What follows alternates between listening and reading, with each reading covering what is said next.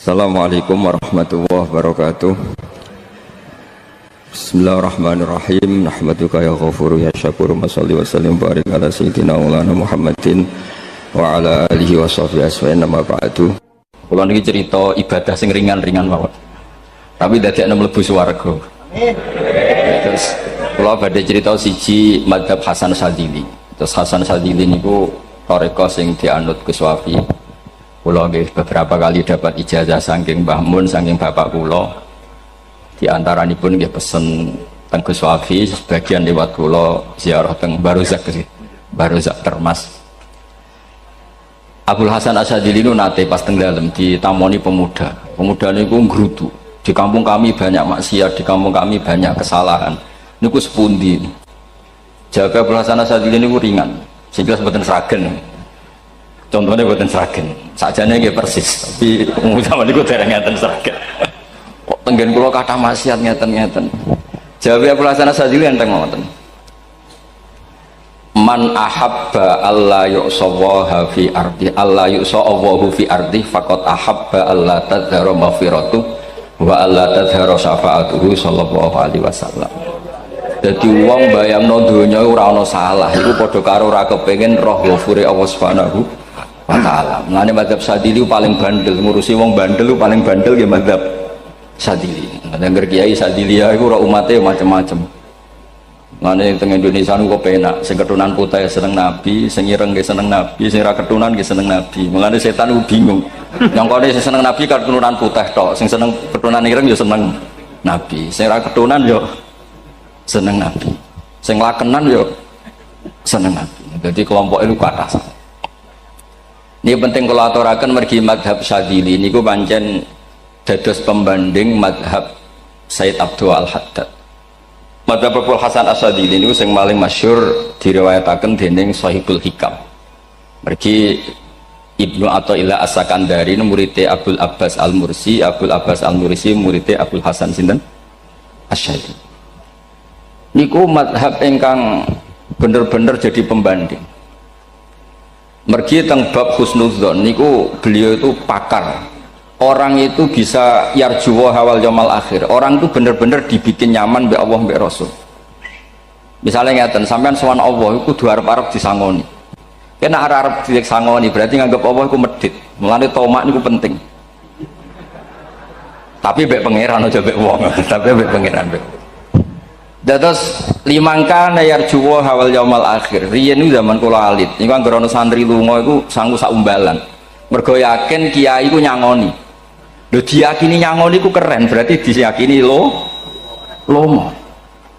Lho kok yakin mlebu neraka, berarti nganggep Allah gak Rahman Rahim. Mulane yakin mlebu napa? Swarga. Mau modal urun maulid sak dina ora urun malah entuk. Terus niki rontok-rontok salah tapi semoga-moga itu sepura pangeran. Nggih wau. Nak sampean bener niku sifat ghafuri Allah nganggur, nggih. Kerhane efektif ana sing salah. Mulane wonten cerita wonten tiyang teng multazam donga ya Allah kula paringi mboten nate salah. Niku jawabe pangeran fa'ina adhu ghufra. Wong ora tau salah sifat ghafur iku nganggur. Niki cerita sing sampean aja niru kula. Niki cerita ilmu. Niku mazhab Abdul Hasan apa? Asy-Syadzili. Benten madhabe Sayyid Abdul Al-Haddad itu jalure khauf. Jadi dosa gede apa cilik? Ora ana gede ora ana cilik. Ki aja delok sing mbok dosani, aja delok dosane tapi delok sing mbok dosani iku sapa. Misale Gus Wafi ngutus santri teng mriki, "Cung, tukokno rokok." Rokok itu barang makruh misal. Mestinya kan santri oleh bantah, niki kiai ku piye to barang makruh kok kon nuku. Tapi masalahnya arah dituruti ya gelo tenan. Jadi ojo delok kongkonane itu penting ra penting, tapi mukhalafah itu sababul fir. Misalnya kados kula niki teng mriki kan wonten botol minuman. Cung pindah rene itu kan barang sepele. Terus sampean takok urgensinya apa ya harus dipindah. Iku santri mangkelno to. Yes dipindah wae pokoke penting nurut iku cara pandang Sayyid Abdul Al-Haddad. Ki jogeman bantah pangeran senajan to perintahe sepele. Piye-piye mukhalafah ngono iku jenenge Nah cara Abdul Hasan Asy-Syadzili nggih boten barang gede mbek cilik kudu ana bedane. Wong ana kabair ana sawair. Mosok WA janda beda mbek goncekno ya kudu beda. Wong WA tok kok padha mbek napa? goncekno iku kudu beda, kudu ana sawair, kudu ana napa? Kabair. Tapi cara Sayyid Abdul Haddad mboten delok sing mbok maksiati iku sapa. Sehingga khazanah kita niki penuh dengan ilmu. Lantas wonten bab ijtihad. Ijtihad niku ruangannya luas sekali. Ya kula bolak-balik nyontokno. Kula sakniki kan jare wong akeh kiai gedhe. Jare wong akeh kula kiai gedhe. Nek diundang manakipan tangga yo bingung. Ora teko sawangane kiai gedhe sombong diundang wong cilik ora teko. Teko iku mahjubno kiai sing ora tau pahayu. Kuwi bingung. Nyatane kula ora teko nggih do matur nuwun Gus. Athok kula mboten lakon. Nah kula teko kan mesti ordere teng kula mboten. Cara sing tok pitik gedhe nggih kula, salam templek gedhe nggih kula. Berhubung kula ora teko ngresgeni tiyang kathah. Saiki misalnya teng takok, kiai gedhe diundang musala cilik kesunatan teko apa makruh teko? Cara ijtihad, cara sampean makruh teko napa kesunat? Kula misalnya diundang ning Sragen ning musala Penceng.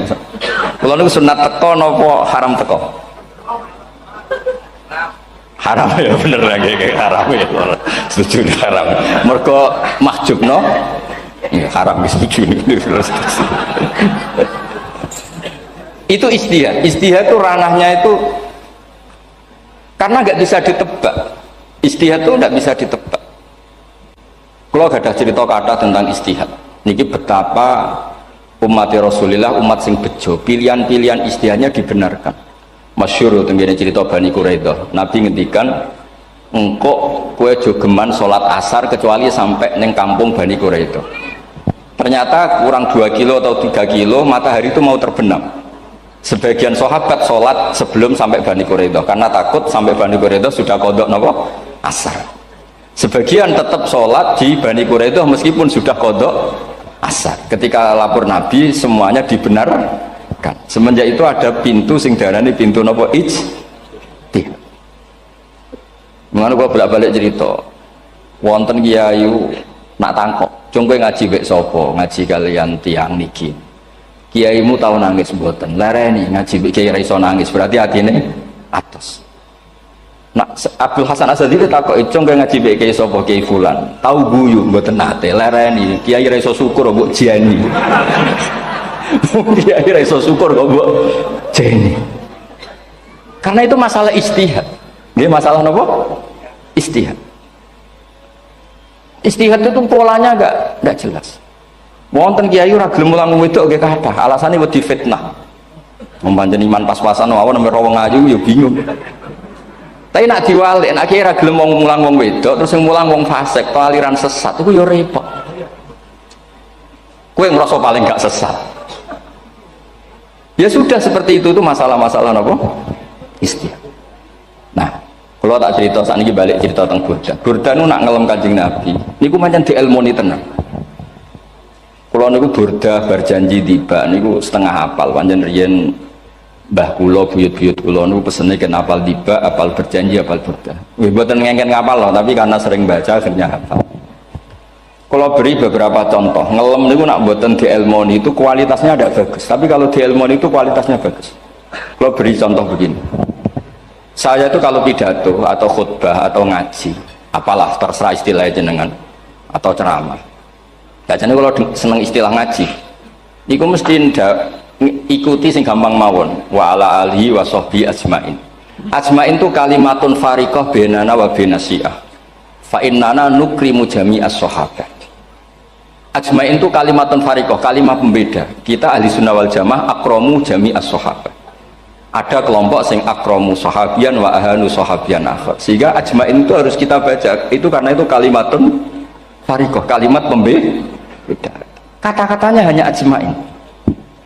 Begitu juga berjanji. Berjanji itu nak ngelem Nabi niku wa ba'du fa'aqul wa Muhammad bin Abdullah bin Abdul Muttalib wasmu Syaibatul Hamdi Humidat Hisaluhus Saniyah. Karena ketika Rasulullah memaklumatkan jadi Nabi itu problemnya itu nasabnya siapa? Orang-orang yang di Palestina, di Israel, di Yordan, di Syam kalau dulu itu alamatnya Nabi itu harus turunan Ibrahim. Ibrahim sementara orang Syam menurut pengetahuan orang-orang Yahudi Syam. Maka saya berjanji menunjukkan dulu kalau nasabnya Muhammad itu ini terus sampai warafuhu ilal khalili Ibrahimah terus ila dhabi Ismailan isbatu wa mun tamah. Terus setelah itu terus beliau ngendikan wa adnanu bila raibin inda dzamil ulumin sabiyah ila dzabihi ismail nisbatu wa mun. Terus ketika berjanji di Karang itu sudah ada faham-faham yang seakan-akan babahnya Nabi itu ada masalah. Terus beliau ngendikan, ini Syaibatul Hamdi, Sayyid Abdul Muthalib itu orang yang ketika buka Ka'bah, buka Zam-Zam, saurip-uripnya muji pangeran. Terus banyak lagi wasumi'a fi sulbihin Nabi sallallahu alaihi wasallam dzakarallaha ta'ala walab. Mbah yang ini bahkan dengar ketika Nabi masih di punggungnya membaca tasbih. Terus sampai fa'azim bihi min ikdin ta'allaqat kawakibud duriyah wa kaifala wa sayyidul akramu sallallahu alaihi wasallam wasitatuhumun tak. Nabi itu orang suci, makanya harus lewat rahim yang suci, harus lewat bapak yang suci, mbah yang suci, sampai ila khalilir rahman Ibrahim alaihis salam. Makanya terus dinagumkan nasabun tahsibul ula bikhulau, terus tarokus sifaha falam yusibum aruhu min adami wa ila abihi wa ummihi, karena kabeh sonal ismihi, semuanya itu untuk menjaga asmanya Nabi Muhammad sallallahu alaihi wasallam. Kemudian Burda membentuk itu dalam bentuk nazuman. Misalnya beliau ngendikan Rasulullah itu mutiara, jadi ketika dakwah berpola ya baik, ketika tidak berpola juga baik. Beliau cara muji Nabi fadurru yazdatu husnan wa huwa muntazimun, namanya mutiara ketika diuntai pasti sangat indah, tapi terus-terusannya itu walaysa yang kusu qadran ghairu muntazimi, tapi namanya mutiara mbok berserakan pun tetap indah. Jadi unik. Jadi ketika beliau uji Nabi dakwah tertib, pernah sholat tuh harus begini, harus begini, harus begini, beliau sholatnya tumakninah tertib. Tapi Nabi pernah sholat gak tertib, duhur tuh 2 rakaat. Mana anak kiai rodok lalinan itu ya anak sana tuh duhur 2 rakaat. Tapi barokahnya Nabi duhur 2 rakaat diketahui cara sholat kalau salah itu gimana.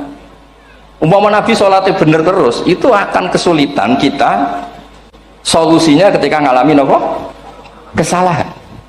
Makanya Nabi ngendikan ma kuntu ansa walakin unas sali as-sunnah, aku mestinya ratau lali tapi didesain lali biar bisa jadi sunnah. Wonten tiyang salate sawi maca surat Baqarah, wonten tiyang badhe njupuk wedhuse lah cara Indonesia, bareng kesuwen diambeke mufaraqah.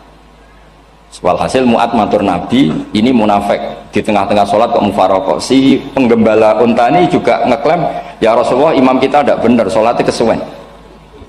Pikirannya wong ora bela imame, ternyata Nabi gak belok sing ngangon. Afattanun anta ya Mu'ad, wong imam wong seragen surat Baqarah wis pokoknya kulo lah. Jadi Islam itu segampang itu, semudah itu, sehingga wonten tiyang nu isane maca kulhu rakaat lagi kulhu saniyah nggih kulhu pokoke kulhu sampai sok makmume ku mangkel. Waduh si imam iki gak keren mosok main apa kulhu. Dilaporno, ya Rasulullah ini imam yang kau tugaskan di kampung kami niku amen maca kulhu mau. Ditimbali be Nabi, kenapa kamu baca kulhu terus? Li'annaha sifatullah, karena itu sifatnya Allah, maka saya senang mengulang-ulang sifatnya. Terus kata Nabi, saya barusan dikasih wahyu Allah bahwa Allah mencintai kamu karena kamu mencintai surat kulhu. Nah ini ijazah yang seragam ini ku apa? Hati mocong tiba mocong idza samsu kuwirat bulet nang tengah. Jajal ampun tak tes sak niki. Kiai paling pinter teng seragam kan mocong idza samsu kuwirat di depan umum. Mungkin nak dhewean roh tapi nang ngarepe Habib Doa ngarepe Gus Wafi meriang nak muntir. Wah, ngoten niku kula ndek kanca niku imame level desa, bareng imami teng kecamatan salat Id. Mersiapno surat Tabarakalladzi biyadil mulk. Suwengi diapalo lanyah sampe ambeke hafid. Niku nyatane nggih malah klirune fatal, malah lali ra maca Fatihah. Saking semangate ben ketok imam keren maca surat napa? Tabarok. Jadi yo ribet. Jadi yo repot. Terus kula suwun seneng Nabi niku kados senenge para ulama. Niku nak nyipati Nabi niku gampang. Kula niki beto kitab Saraipun Burdah kalian Saraipun Barjanji. Niku kalau ngelem Nabi niku sederhana so. Tapi itu yang mengena. Bisa ulang lagi niku sing mengena. Misalnya dawuh Imam sing aran Risalah Qusyariyah. Tegene Bukhari ini cerita Bukhari. Nanti semua nabi ketika di akhirat tuh nafsi. Jadi roh prahara kiamat itu pun gak dinyali mau muni nafsi. Nabi nu cek kober ngendikan ummati umat. Ketika semua nabi ku pelo wis ra iso muji pangeran, Nabi Muhammad di depan Allah tesih saged muji. Fa ahmaduhu bimahamida allamani ha rabbi. Ketika nabi lain sudah tidak punya nyali bilang alhamdulillah, Rasulullah masih punya nyali bilang alhamdulillah. Sehingga fa Muhammadun ahmadu min ghairi. Hampir semua ulama ngendikan ahmadu yang Muhammad itu afal tafdil. Fa Muhammadun ahmadu min ghairi. Ketika nabi lain sudah tidak bisa atau tidak punya nyali memuji Allah, Nabi Muhammad masih berani memuji Allah ketika mahsyar.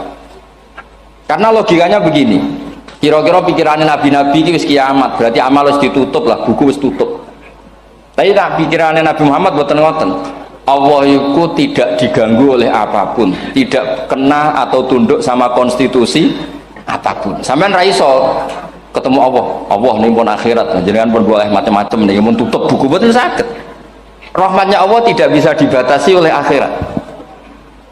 Saya ulang lagi, rahmatnya Allah tidak bisa dibatasi oleh akhirat. Makanya Nabi tetap berani mengajukan syafaat meskipun sudah finish, sudah akhirat sudah finish.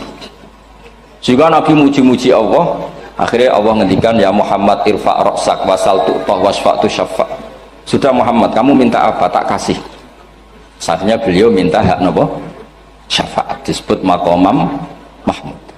Dan ini kula waos kitab kersane orisinil niki betapa sayangi Rasulullah SAW teng kita. Ketika nabi lain tidak punya nyali kecuali mikir dirinya sendiri, jadi punya ngendikan nafsi-nafsi, Nabi Muhammad tasih gada nyali ngendikan apa ummati umat. Itu bukti bahwa nabi itu nggak pernah nggak mikir umatnya. Wala sawfa yu'tika rabbuka apa? Fatar. Ini Nabi cek jawab, fawwah la ardo wa wahidun ummati finnar. Kalau engkau memberi saya sampai saya puas, maka saya tidak puas dan satu dari umatku masih menjadi ahli nopo. Ini kalau waos nak sampean orang nangis kebablas. Ini cerita betapa Rasulullah SAW. Niki jarang tiang maos niki kalau waos kersane tambah mahabbat Rasulullah SAW. Dados niki kalau cerita ketika Rasulullah ketemu pangeran teng Sidratil Muntaha niku diredaksekno burdah nggih diredaksekno burdah fakhusta kulla fakharin ghaira mustarakin. Engkau mendapat kehormatan yang tidak tersaingi. Fakhusta kulla fakharin ghaira mustarakin. Jadi engkau mendapat kehormatan yang tidak akan tersaingi. Wajusta kulla maqamin ghaira mustahami. Tawahusta kulla maqamin ghaira mustahami. Dan engkau mendapat satu derajat yang enggak mungkin tersaingi. Mustaham itu enggak tersaingi lah. Walhasil ternyata derajat itu apa? Gini ku ketika Rasulullah ketemu Allah Ta'ala teng Sidratil Muntaha niku Sayyidah Aisyah radhiyallahu anha tangklet, ya Rasulullah mal ladzi auha ilaika rabbuk idz qala fa auha ila abdihi ma auha. Qala ya Aisyah aturidina anta alami ma la ya'lamuhu Jibril wala Mikail wala nabiyyun mursalun wala malakun muqarrabun. Nggih Aisyah, bagaimana mungkin kamu tanya sesuatu yang bahkan Jibril itu tidak tahu, Mikail itu tidak tahu, dan semua malaikat yang dekat maupun nabi yang jadi rasul semuanya tidak tahu hubungan saya, kedekatan saya dengan Allah membicarakan apa. Niku sing dimaksud burdah kaima tafuza biwaslin ayya mustatarin wonten sing maca ayyi mustatarin anil uyuni wasirrin ayya muktatamin. Jadi nabi ketika ketemu Allah di Sidratil Muntaha itu ada misteri yang hanya nabi yang tahu. Nabi niki ibu-ibu harus bangga Sayyidah Aisyah jenenge bojo wanita tanglet. Ambek nabi itu sing ngeles. Itu rahasia yang Jibril saja tidak tahu, Mikail saja tidak tahu, masa kamu tanya? Niki khase wong putri ini. Ya Aisyah, as'aluka bi Abi Bakrin ila ma a'lam tani. Gimana cara Jawa tak kandakno mertuamu nek gak gelem cerita. Terus kunane kuno niku nggih wong wedok niku saged ngancam niku. Jadi kamane wis ngancam. Aku lapor bapakku, aku juga mulai sama nanti bojo kapan. Ya rada ribet jenengan ngadepi wong wedok niku rada ribet. Terus faqala akhirnya Nabi cerita, tapi ya tentu tidak semuanya diceritakan. Inni lama kuntu qaba qausaini qultu Allahumma innaka adzabta al umam ba'duhum bil hijar wa ba'duhum bil masih. Oh ya, ini halaman 63 62 teng kitab Khasyatul Bajuri alal Burdah. Ya, kitab Khasyatul Bajuri alal Burdah. Ya Allah, engkau menyiksa umat-umat sebelum umat saya, sebagian bil hijarah wa ba'dum bil mashi wa ba'dum bil khosfi. Fama anta fa'ilun bi ummati. Lalu yang akan kau lakukan untuk umatku itu apa? Reputasi jenengan sama orang-orang yang durhaka itu selalu menyiksa. Ada yang pakai batu, yang dilikuifaksi, ada yang pakai ini. Mosok umatnya kekasih jenengan podo ngoten. Berarti Nabi ku mun nego lah, nego supaya gak sama. Faqala unzilu alaihimur rahmah min ananis sama wa ubaddilu sayiatihim hasanat. Ndak, saya ndak seperti itu dengan umatmu. Waman sa'alani a'taituhu waman tawakkala saterusé. Terus wa fid dunya asturu alal usad wa fil akhirah usyaffi'u kafihim. Orang-orang yang masih maksiat di dunia tak kasih hak tobat, dan nanti di akhirat tak kasih hak syafaat. Engkau tak kasih hak syafaat. Mulane ini penting dingertosi, pilih ukuran Nabi baik itu gampang nak sampean ngaji ngangge ilmu. Syafaati li ahlil kabair min ummati. Sok syafaatku kanggo ngomong sing salah akeh. Wong Nabi ku ra melok dosa kok mikir nyafaati. Nek rapi-apike wong ra mungkin. Wong sing dosa iku sampean, sing salah sampean, sing mikir solusine Kanjeng. Nah, belum wong kok apikane ngono iku gak mungkin ta wong. Wong sing salah iku sampean, sing diutang yang sampean, sing kasus iku sampean, sing mikir Kanjeng. Nah, itu cara ulama ngelem Kanjeng Nabi. Mulane khodam tuhu bimatihin astaqilu bihi dzunuba umrim madha fi syi'ri wal khodami. Dadi aku ngelem Nabi iku sebagai bentuk ngelem sing ndadekno dosaku ben disepuro pangeran. Misalnya kita suka Alphard, muji Alphard, suka Innova, muji Innova, suka kebun, muji kebun. Sing ribet itu nak suka hewan, seneng kucing, nggak ngelem kucingnya. Lu bareng ngelem Kanjeng Nabi kok ora iso. Lane jare Burdah, aku iku ngelem apa tau iso, mosok aku ora tau ngelem Kanjeng Nabi. Makanya terus beliau hidupnya, kemampuan syairnya didedikasikan hanya nggo ngelem Kanjeng Nabi Muhammad sallallahu alaihi wasallam. Makanya terus ngendikan wa huli kholasi khaira multazim. Saya dedikasikan kecerdasan saya untuk ngelem Kanjeng dan Nabi, dan itu solusi terbaik. Dan nak ngelem Kanjeng Nabi kadang kebablasan, sampai dikritik banyak ulama karena kebablasan. Gini masyhur beliau ngendikan wala yadi ka rasulullah jahu kabi idzal karimu tajalla bismi muntaqimi. Wonten naskah sing tahalla dua wau teng mriki diwaos napa tahalla napa tajalla tahalla ya. Wonten naskah tahalla wonten tajalla artosipun ngeten. Ya Allah, nabimu ini engkau gelari nabi yang ar-raufur rahim, sebagaimana yang sering disebut Habib Ali Al-Habsyi. Jika nabimu itu ar-raufur rahim, maka ketika engkau mau menyiksa saya dengan atas nama engkau al-muntaqim, zat yang tukang nyiksa, yang menyiksa, maka gelar engkau kepada nabi yang ar-raufur rahim kamu kemanakan? Jenengan kudu konsisten, terus kadung ngarani nabi ini jenengan raufur rahim. Maka sifat jenengan yang muntakim jangan pakai dulu, karena saya ini umatnya Nabi yang kamu beri gelar Raufur Rahim. Paham tak jenengan? Maksudnya ya ojo sida nyiksa wong kadung mbok arani Raufur Rahim. Dadi wala yadi ka Rasulullah jahu kabi idzal karimu tajalla tatahalla bismimun takim. Terus sekarang Burdah jenenge Muhammad. Allah kadung janji wong sing jenenge Muhammad ora bakal disiksa. Sebetulnya maknanya ya Muhammad Sayyidul Anbiya nih. Tapi ketika ono panggilan Muhammad ke depan, Muhammad gak boleh disiksa. Jeneng kula nggih Muhammad. Terus Burdah nu saking yakine ngendikan fa innali zimmatan minhu bi tasmiyati Muhammadan wa huwa afal khalqi bi zimman.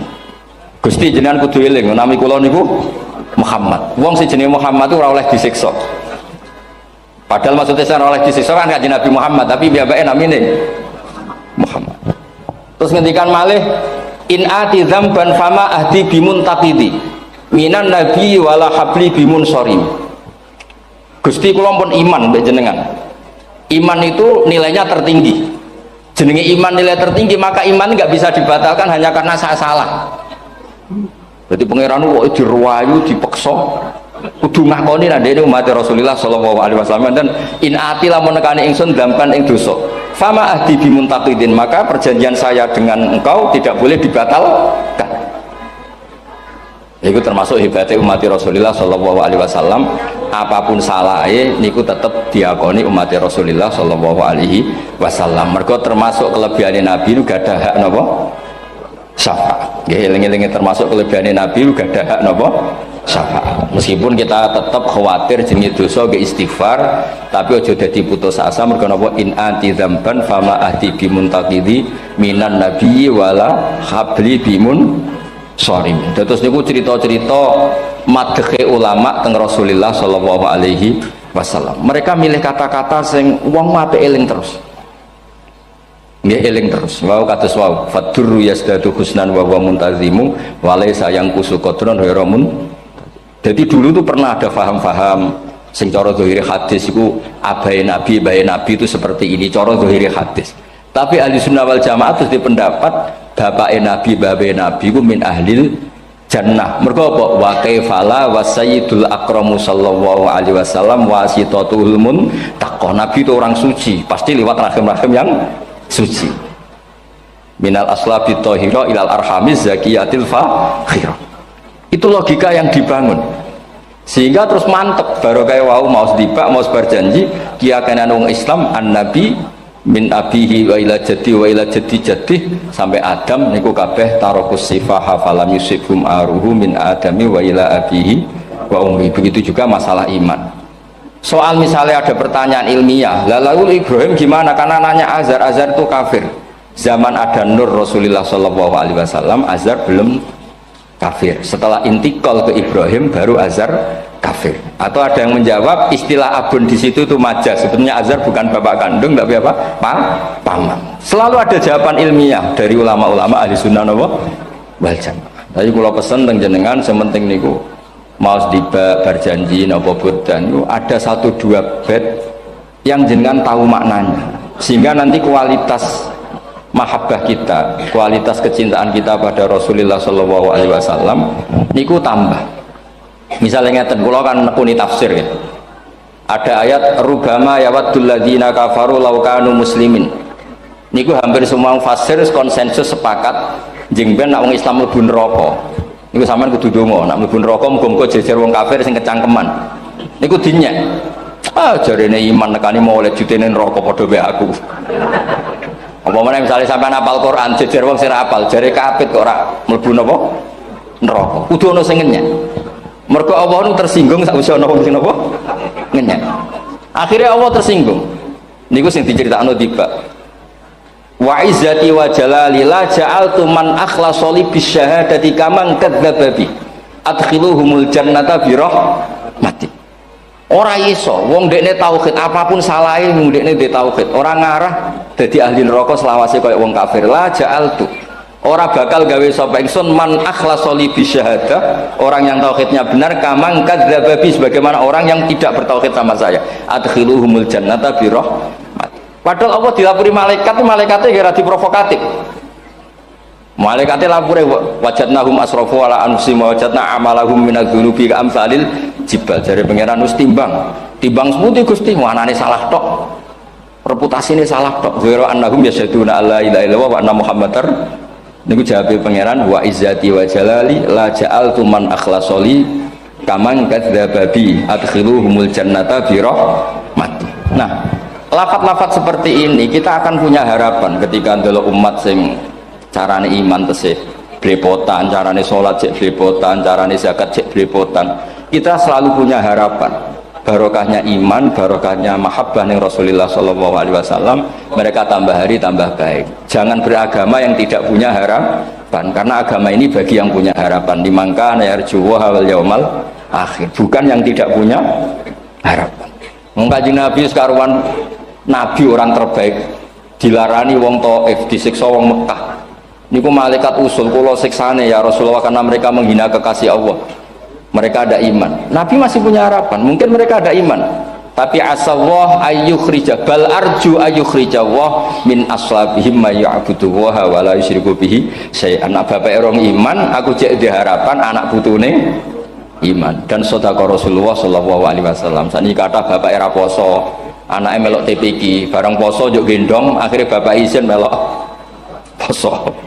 Bapaknya maca Quran ra tau, bapaknya nekani wisuda anaknya hafid. Mana bapak Esra kena dibentuk, ya arep-arep nopo anak. Nah anak era kena dibentuk ya arep-arep putune nganti Imam Mahdi turun nang ngoten wae. Pokoke agama niki limangka nayarjuha wal yaumal akhir. Terus kula suwun sak napa madzhab Abdul Hasan Asyadzali. Nggih pancen madzhab niku kathah tapi kula suwun agama teng zaman akhir dawuh Mbah Mun kudu kathah rojae. Nggih mergi walladzina amanu asyaddu hubbal lillah dawuh Imam Ghazali ar-roja yuqaddam alal khauf. Mergo roja dadekno mahabbah. Orang yang punya harapan itu lebih mudah mahabbah. Dan hubungan kita dengan Allah itu hubungan mahabbah. Ini ku walladzina amanu asyaddu hubbal lillah. Saman roh anake wakal kok hubungane putus asa mesti maksudno. Tapi nek hubungane iso wae saiki nakal so ben gak. Iso wae saiki goblok so ben gak. Senajan to so ben ra terbukti lah, penting hidup itu ada harapan. Guys, penting hidup itu apa? Ada harapan. Kata ulama ngendikan afdhalul ibadah intidharul farad. Apa-apa ibadah selalu punya apa? Harapan. Terus Indonesia yang seperti ini kita berharap akan lebih baik, akan lebih baik. Wong cilik kula niku sing jilbaban mau keluarga ketok. Saniki kathah tiyang napa? Jilbaban. Cilik kula tiyang salat di masjid nggih mboten serame sekarang. Sampeyan ra iso grutu, tapi salat tok tapi atine ngene-ngene. Wah ya ribet nak ngoten sampeyan nyoal ideal nggih ribet. Pira-pira gelem napa? Pira-pira purun napa? Salat purun teng masjid. Sampeyan ndak usah memaksa ideal, wong kita ndak pernah napa? Ideal. Kula suwun cerita-cerita teng tiba teng berjanji bahwa Nabi sahibus syafa'ah. Nabi nu tiyang sing peduline napa ummati. Jadi ketika Nabi lain mboten gadah nyali ngadepi hisab, ngene iku do muni nafsi, Nabi tesih gadah nyali mikir umate ngendikan ummati. Carane apa? Muji pangeran bima hamida allamani ha rabbi. Lane dawuh iki teng ulama-ulama dawuh fa Muhammadun ahmadu min ghairi. Makanya summiya Muhammadan mergo li annahu satu wasammihi idza wada'atihi Muhammadan li annahu satu madun apa ubah wa summiya Ahmad li annahu ahmadu min ghairi. Niku hampir semua ulama ngendikan ketika teng mahsyar semuanya nabi gak punya nyali untuk matur minta sama Allah mergo wis kiamat berarti wis finis. Nabi tesih gak ada pikiran Allah itu tidak terhalangi oleh kiamat, Allah tidak terhalangi oleh akhirat, Allah tidak bisa dihalangi apapun, sehingga Nabi tetap wani jaluk pangeran. Berarti mujine Nabi itu lebih tok karena tahu Allah itu tidak terbatasi. Nah karena Allah tidak terbatasi, podo-podo Allah wapian, wis tak jaluk kanggo umatku sing mati alat tauhid. Berhubung Nabi ngoten terus Allah ngendikan ya Muhammad irfa ra'sak napa wasal tu'tah wasfa tusaffa. Muhammad kepala kamu angkat, kamu minta apa saya turutin. Terus Nabi minta hak napa syafaat. Seseorang bertobat. Dulu umatnya Nabi Musa ada yang menyembah anak sapi, ijel itu, harus tobat. Itu tobatnya ekstrim betul. Kalau tobat sekarang kan cukup istighfar sama istighosah. Kalau dulu enggak, liyak tulal bari umingkum al mujrimah, yang terbebas dari dosa menyembah anak sapi, membunuh yang terlibat atau pernah menyembah anak sapi. Makanya ayatnya apa? Fatubu ila bari'ikum faqtulu anfusakum. Ya, jadi orang-orang yang pernah menyembah anak sapi itu tobatnya apa? Faktulu anfusakum. Sebab itu semua ulama berkewajiban menerangkan nasa mansuh. Sampai Sayyidina Ali suatu saat ada mubalek atau ustadz itu ngajar di masjid, ditanya, kamu tahu nasa mansuh enggak? Enggak tahu. Kata Sayyidina Ali, berhenti jadi mubalek, lisensinya dicopot. Dicopot, kemudian halakta wa ahlakta, kamu rusak juga merusak. Kenapa demikian? Logikanya begini, semua nabi itu kan panutan. Saya ulang lagi ya, semua nabi itu panutan. Tapi kalau kamu tidak tahu nasaman, so jangan-jangan kamu ikut nabi sebelum kamu, yang nasahnya itu syariatnya sudah apa? Mansukhoh, sudah di nasah. Itu kayak kasus Sunda Wiwitan ini. Itu gak mau punya Nabi Muhammad karena kurang keren, kurang sepuh. Nabinya langsung Nabi Adam. Resikonya adalah beberapa aliran sesat itu, aliran yang kurang benar itu, zaman Nabi Adam kawinan otomatis sama saudaranya. Lalu masa sekarang kita membolehkan kawin sama apa? Kalau sama Nabi Adam mau tidak mau. Karena yang cowoknya ya bin Adam, putrinya binti Adam. Lalu Allah bikin satu sunnah yang suami istri itu harus beda, yaitu satu kandungan itu melahirkan satu pasang. Dan mulai dulu memang pasangannya orang jelek itu orang cantik. Makanya agak sial itu yang perempuan-perempuan itu. Memang mulai dulu gitu. Kalau cantik itu kesunatannya dapat jelek. Gitu. Nanti sama-sama masuk surga. Karena yang cowoknya ibadahnya syukur, yang ceweknya sabar. Gitu. Itu nanti sama-sama. Nah kebetulan si Qabil itu ganteng sekali Qabil. Berpasangan dengan Labuda itu jelek gembrot, pokoknya tidak cantik. Enggak lah, kebalik. Qabil itu berpasangan sama Iklimah. Jadi Qabil ganteng, punya adik kandung namanya Iklimah itu cantik sekali. Yang Habil itu rapati apa? Berarti yang Habil apa? Ya dapati ganteng, berbarengan dengan Labuda juga dapati cantik. Nah karena tadi ya berarti Qabil bareng siapa? Iklimah, Habil, Labuda. Maka untuk kawin ini nggak boleh satu kandungan. Jadi dulu karena nggak ada perbedaan ibu bapak, mau tidak mau beda. Yang penting beda. Yaitu akhirnya apa? Qabil dapat Labuda, yang Habil dapat Iklimah karena beda kandungan. Itu sudah cukup. Akhirnya kan nggak terima si Qabil. Masa orang ganteng dapat orang jelek. Jadi mulai dulu itu maunya orang ganteng ya dapat orang cantik, nggak terima. Tapi Allah ngatur seperti itu. Akhirnya terjadi percekcokan. Nah, dulu itu semuanya itu religius, sehingga ukuran percekcokannya masih religi, yaitu ya gini saja, kita ngadakan korban, yang diterima itu ya menang. Ya ternyata dalam kompetisi itu yang menang siapa? Habil. Akhirnya Habil jadi menikahi siapa? Iklim. Kalau sekarang kompetisinya kan siapa paling kaya ya menang, lebih gampang. Nah kemudian bayangkan misalnya, ya saya ini menerangkan asa mansuh. Kita semua sering ngomong, sering berkoar-koar, sering menyarankan atau mewajibkan para nabi itu panutan dalam semua perilakunya. Ternyata ada beberapa perilaku yang sudah dinasakh atau dihapus ketentuannya oleh syariatnya Rasulullah Shallallahu Alaihi Wasallam. Maka mengenali asa mansuh itu keharusan dalam ulumul Quran. Ya, makanya Allah mengatakan apa? Manansakh min ayatin aw nunsiha pasti na'ti bi khairim minha aw misli. Jadi saya nerangkan nasakh mansuh itu dua sesi. Satu sesi antar nabi, dua di internal syariatnya apa? Sekali saja hari ini tok, sudah setelah itu anggap pinter sudah. Kalau sudah jangan tanya lagi. Nah, ada beberapa lagi syariat yang masalah metode. Dulu Nabi Nuh itu dibolehkan oleh Allah saking mangkelnya sama orang kafir. Saya ulang lagi, orang kafir itu kan biadab sekali, nempat buminya Allah, makan rezekinya Allah, kemudian mengkafirkan Allah. Pikirannya Nabi Nuh, orang biadab gini nggak layak hidup, itu pikirannya Nabi Nuh. Kalau dia pakai militer, tidak punya militer, ya pakai langit akhirnya.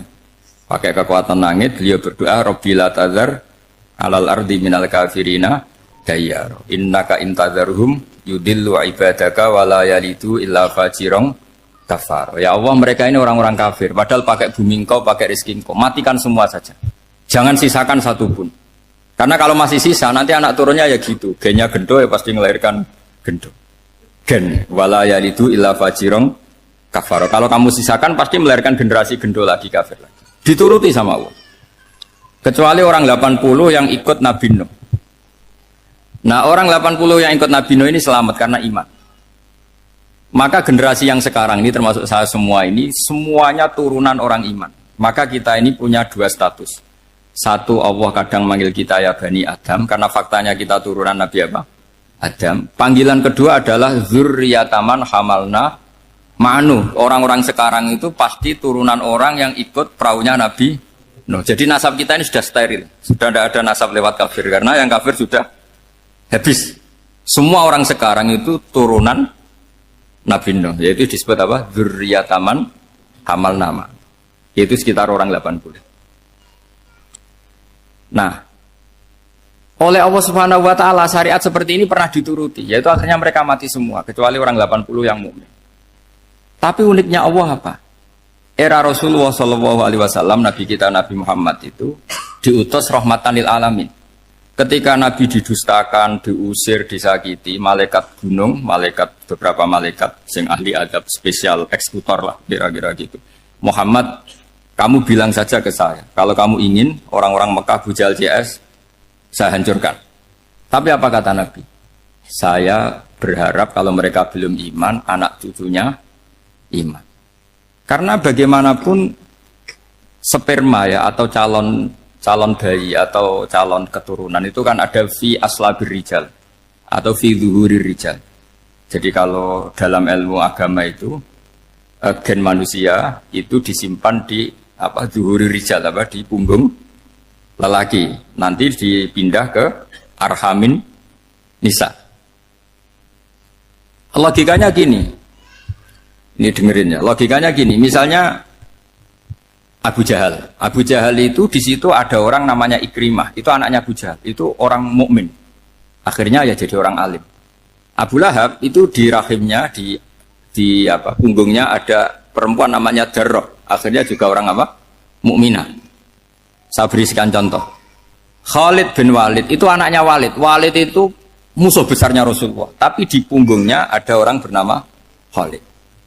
Ini dengerin. Nah di punggung ini kira-kira Allah sudah tahu apa belum? Jawabannya sudah. Artinya kalau ini mati atau kamu bunuh, kamu sebenarnya nggak bunuh orang kafir saja, bunuh calon orang mukmin yang sekarang masih bersemayam di punggungnya orang-orang kafir. Jadi bisa saja orang yang sedang kafir itu ada sekian calon generasi yang suatu saat mukmin. Itu syariat yang diajarkan ke Rasulullah SAW. Karena kasofnya Nabi, kasof itu satu kondisi di mana seorang Nabi itu dipertontonkan sesuatu yang nggak kelihatan. Itu dalam bahasa Arab kasof atau mukasyafa. Nabi dipertontonkan ternyata banyak orang kafir yang di punggungnya itu ada calon generasi mukmin atau muslim. Akhirnya Nabi nggak berani. Jangan bunuh. Mungkin bapaknya ada iman tapi anaknya iman. Betul, Abu Jahal punya anak Ikrimah, Abu Lahab punya anak Darroh, Walid punya anak siapa?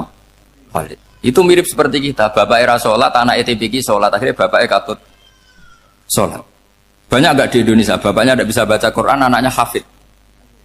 Jadi kalau bapaknya kamu habisi, tidak ada yang meselin. Makanya biarkan hidup saja. Nah, artinya gini, andaikan tidak ada ulama yang menerangkan nasa mansuh, dikira syariat Nabi Nuh itu abadan mu'abbadat, selamanya lama. Jika main teror sama orang kafir sah berdasar Nabi Nuh, padahal kita sudah ganti Nabi, yaitu syariatnya Rasulullah SAW. Masyhur itu ketika Nabi ngendikan, saya tidak minta mereka dihukum, tapi ya Allah saya minta Allah mahdi qaumi fa innahum layak lamun. Mereka kafir itu karena tidak tahu. Sehingga ada periode. Loh kalau perang itu beda, perang itu konteksnya duel, itu tidak harus sama Abu Jahal, Abu Lahab. Ada penjahat mau bunuh kamu wajib perang nggak? Wajib. Penjahatnya meskipun muslim apa harus kafir? Meskipun muslim. Maka kata ulama fikih sebetulnya perang duel itu bukan syariat muslim sama kafir tok. Masih muslim sama muslim, misalnya ada orang mau merkosa istri kamu, terus dia pamit gini, saya muslim loh, beri hak loh. Nggak bisa. Saya penjahat loh, muslim, jadi kamu nggak boleh merangin saya, ngelawan saya kan muslim. Nggak bisa, tetap harus dilawan. Makanya kata ulama-ulama fikih, pertarungan sama musuh itu tidak harus sama orang kafir. Orang muslim pun yang mengganggu kehormatan kita, misalnya mau merkosa istri Anda, itu harus dilawan. Makanya Nabi ngendikan, mangkutila duna mali fahuwa syahid, mangkutila duna harimi fahuwa syahid. Orang yang mati karena membela kehormatan keluarganya atau hartanya, maka dia mati syahid. Dan penjahat yang mati ini muhaddarun damu, diabaikan, sehingga nggak kena kisos, membunuhnya nggak kena. Misalnya ada penjahat mau bunuh kamu duel, menang. Kamu nggak kena kisos karena ini muhaddarun damu, diabaikan kehormatannya. Padahal dia muslim, apa? Muslim. Ini perlu. Jadi ini mengaji ini agak jelimet, tapi gampang. Kan kalau paham nggak paham selesai, jadi nggak baca selesai itu. Sehingga kalau nggak ada nasa mansuh, maka orang selalu berpikir, pokoknya sementing ikut Nabi. Lah itu bahayanya kalau Anda tidak tahu detail, jangan-jangan syariat yang kamu ikuti itu syariat yang sudah berstatus mansukhoh, telah dicabut. Dan itu banyak. Makanya kata Sayyidina Ali ketika ada orang ngajar gak tahu nasa mansuh, halakta wa ahlakta, kamu rusak dan merusak orang lain. Seperti tadi pernah ada kawin itu satu turunan, yaitu era Nabi Adam. Masa kita sekarang kawin sama satu turunan, kan nggak mungkin. Ya kan, pernah ada membumi hanguskan orang kafir, yaitu syariatnya Nabi Nuh. Itu dihapus oleh syariatnya Nabi Ibrahim dulu. Yaitu Nabi Ibrahim menghentikan apa? Faman tabi'ani fa innahu minni wa man asani fa innaka ghafurur rahim. Ya, kalau orang ikut saya ya Allah ya pasti golongan saya. Kalau yang masih maksiat, masih balelo, saya berharap engkau ampuni. Akhirnya banyak orang kafir tobat. Coba era Rasulullah itu semua orang kafir Mekah itu kafir. Nabi belum wafat. Itu sudah ada 114.000 mukmin semua. Jadi Nabi menangi mayoritas orang menjadi mukmin dari mayoritas kafir. Yaitu disebut wara'aitan nasa yadkhuluna fi dinillahi afwaj. Andai kan Nabi Muhammad pakai syariatnya Nabi Nuh, bisa nggak ngislamkan orang sebanyak itu? Nggak bisa kan? Maka ini penting mengenali nasab mansur. Jadi periode cara wong Jawa maksud no tuntas, Rabila Tadar itu, pasot tuntas itu, menghabisi itu habis di periode Nabi siapa? Nuh. Syariat itu sudah nggak dipakai lagi. Yang dipakai apa? Faman tabi'ani fa innahu minni wa man asani fa innaka ghafurur rahim. Lah Nabi Muhammad ini nabi yang kena khitab anit tabi' millata Ibrahim hanifah. Jadi masternya Nabi Muhammad itu mentornya Nabi Ibrahim. Sehingga syariatnya ya faman tabi'ani fa innahu minni wa man asani fa innaka ghafurur rahim. Tidak syariat Rabbila tadzar alal ardi minal kafirina daya. Jelas ya. Jadi mengenali nasa manso itu penting sekali karena kalau ndak Anda halakta wa ahlakta, kamu merusak diri kamu sendiri juga merusak orang lain karena menfatwakan hukum yang sebetulnya sudah berstatus mansukh. Hanya berdasar itu kan syariatnya nabi-nabi dulu. Syariat yang apa? Syariat yang nggak pernah terhapus hanya satu, usuluddin, yaitu tauhid. Itu sama. Tapi kalau syariat itu beda-beda atau furu'iyah itu beda-beda. Itu tadi saya beri contoh era Nabi dulu kalau ada pakaian najis dipotong, dibuang. Era Nabi Muhammad dicuci. Orang kafir dihabisi oleh langit. Era Nabi Muhammad nggak boleh, bahkan didoakan Allahumma hdi qaumi fa innahum la ya'lamun. Di Qur'annya apa? Wa inna haddum minal musyrikin astajaraka fa'jirhu hatta yasma'a kalam Allah summa ablihu ma'mana. Jadi kalau ada orang kafir nggak boleh main dihabisin, mereka beri peluang untuk mengkaji kitab Allah hatta yasma'a kalam Allah. Kalau mereka sudah berpeluang ngaji harus summa ablihu ma'mana, harus dijamin keamanan. Ya, karena apa? Dzalika bi annahum qaumul la ya'lamun. Bagaimanapun mereka memang karena tidak tahu. Nah, kenapa tidak tahu? Enggak. Karena tadi mereka tertutup oleh kultur yang beratus-ratus tahun. Babanya mereka menyembah batu, menyembah berhala. Ya taunya itu ya Tuhan. Bagaimana Anda bisa menjelaskan sesuatu yang sudah beratus-ratus tahun kan tidak gampang. Maka ada periode dimaklumi, apa? Kalau era sampean kan, mosok waktu disembah saking gobloknya orang, kamu lahir kan sudah nyembah Allah, tidak nyembah batu. Bayangkan kalau kamu jadi mereka. Wong perut kamu saja disuruh makan pizza sakit kok, karena saking lamanya makan sambal kan gitu. Kamu bilang perempuan Indonesia saja cantik kok, saking lamanya jadi orang Indonesia. Padahal orang Indonesia tanyakan orang Eropa, cantiknya di mana? Kamu lahir di Afrika, bilang orang Afrika itu cantik, tanyakan orang Eropa, cantiknya di mana? Hitam gitu kok. Jadi orang itu pasti terkooptasi oleh sekelilingnya. Orang Afrika akan bilang, wanita Afrika itu cantik. Coba tanyakan orang Eropa, cantik apa enggak? Belas. Orang Eropa yang kulitnya gitu, kata orang Eropa indah, kata sampean. Koyok anaknya kebo katanya. Jadi orang itu akan terkooptasi oleh sekelilingnya. Bayangkan kalau semua orang nyembah berhala, terus kamu tidak, alasan kamu apa? Kan menentang mayoritas. Dan itu berat. Maka dimaklumi oleh Allah. Dzalika bi annahum qaumul la ya'lamun. Nah, pemakluman ini yang mulai sekarang terkikis. Orang main pukul saja nggak mau ngaji. Nggak mau ngaji Quran secara kafah. Jadi fatwanya Islam kafah, tapi ngajinya Quran tidak kafah. Ngambil 1-2 potongan ayat dipakai dalil. Jadi Islamnya inginnya kafah, tapi ngajinya Quran tidak. Kalau kafah ya hafal 30 juz itu. Kalau mau ya, kalau mau kafah ya hafal berapa? 30 juz. Makanya saya sering bilang, saya sering dinasihati orang. Karena belum tahu saya ini hafal Quran. Bapak harusnya Islam itu kafah. Kata saya ya dimulai dari konsep Islam itu kafah dulu. Apa ya hafal Quran secara kafah. Jadi ini penting saya utarakan. Bahaya sekali orang mengenali Islam tanpa mengenali nasah mansukh. Karena beberapa syariat Nabi sebelum kita itu berstatus mansukh. Terus contoh berikutnya, ini nasah mansukh antar Nabi apa khusus internal Nabi? Antar Nabi aja nggak selesai nih sampai subuh aja nggak selesai. Contoh yang paling keren mungkin cowok semua senang. Nabi Dawud dulu istrinya berapa? 99. Nah, itu kalau masih halal itu kan berarti jenengan tuh punya istri berapa? Wah, kan ngeri betul. Punya satu aja repotnya gitu apalagi berapa? Punya 99. Terus kamu bilang gini, ini kan syariatnya Nabi Dawud, Nabi kan bisa diikuti. Pernah ada periode di mana seperti itu boleh. Jadi makanya mau tidak mau ngenali nasah mansukh itu harus. Kalau enggak ya kamu masih berkeyakinan boleh beristri berapa?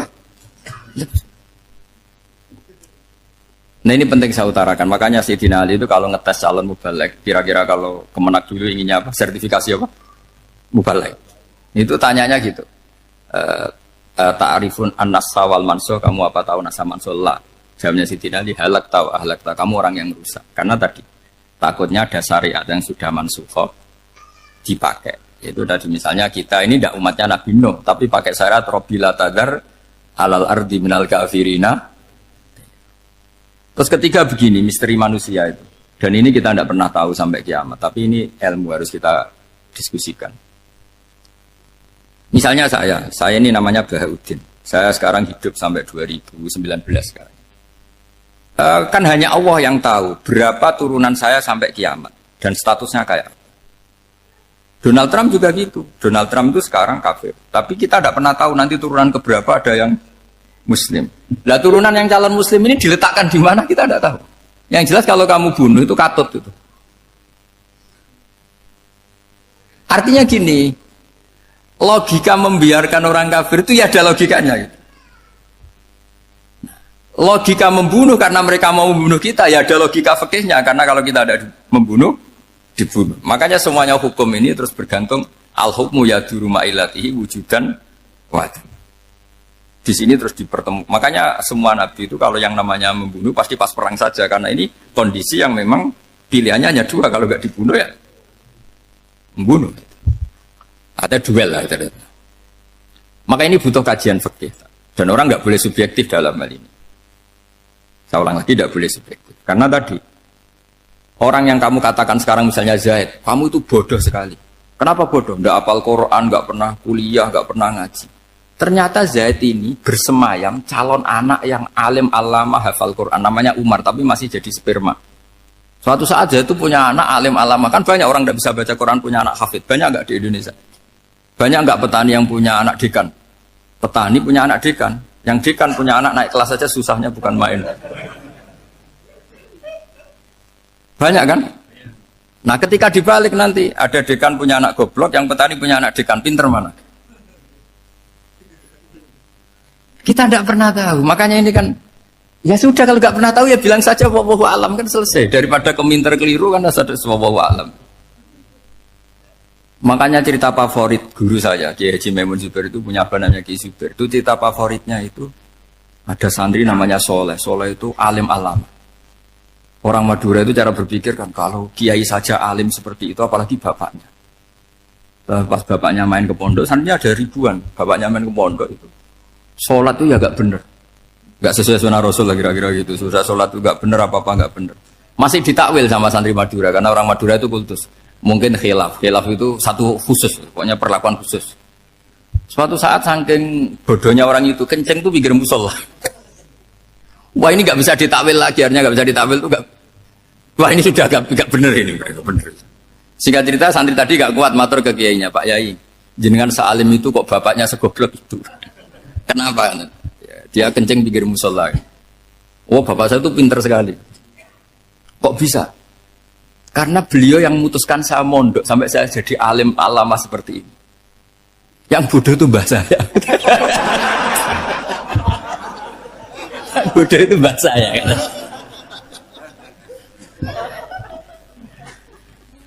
Artinya gini, sekarang misalnya Anda dekan, atau Anda rektor, atau Anda profesor, atau Anda kiai top, mubalek kondang. Anda mubalek kondang terus punya anak, gobloknya bukan main. Atau apalagi anaknya ketangkep KPK. Yang satu anaknya orang bodoh jadi dekan. Kalau kompetisi ini pinter mana?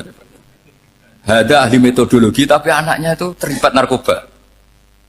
Yang ini petani utun, anaknya dekan. Kira-kira kalau dikompetisikan pinter mana?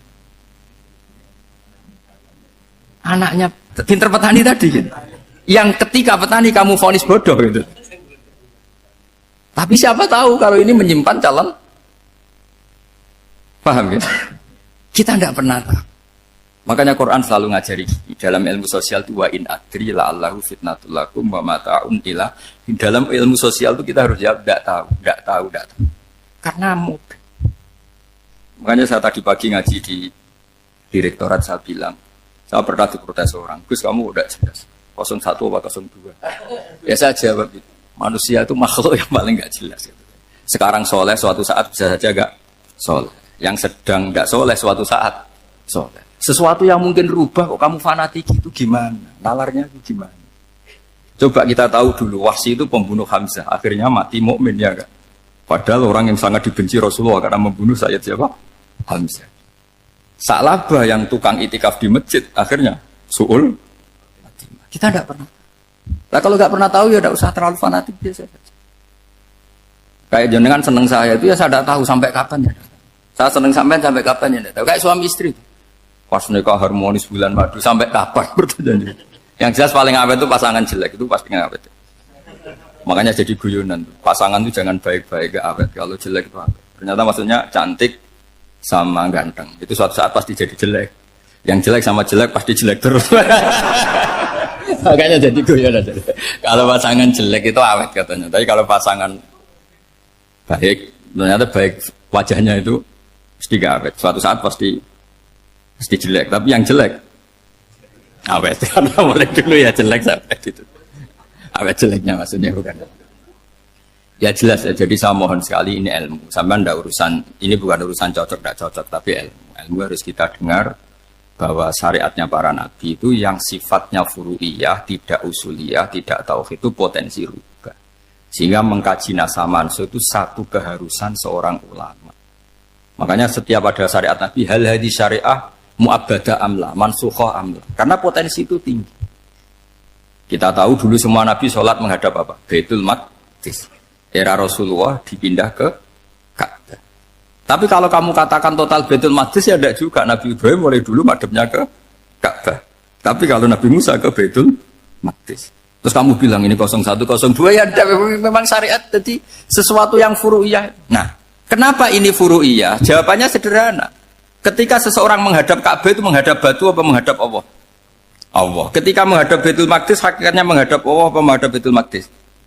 Allah. Maka menghadap Ka'bah itu sebenarnya masalah furu'iyah. Yang masalah usuliyah adalah inni wajjahtu wajhiya lilladzi fataras samawati wal ardh. Yang permanen adalah menghadap Allah Subhanahu wa taala. Cuma secara prosedur syariatnya secara zahir menghadap Ka'bah. Maka potensi rubah karena ternyata itu furu'iyah. Untuk kiblatnya itu furu'iyah. Yang permanen adalah menghadap ke Allah Subhanahu wa taala. Ini penting ya. Jadi terus sekarang masih antar nabi apa di internal nabi?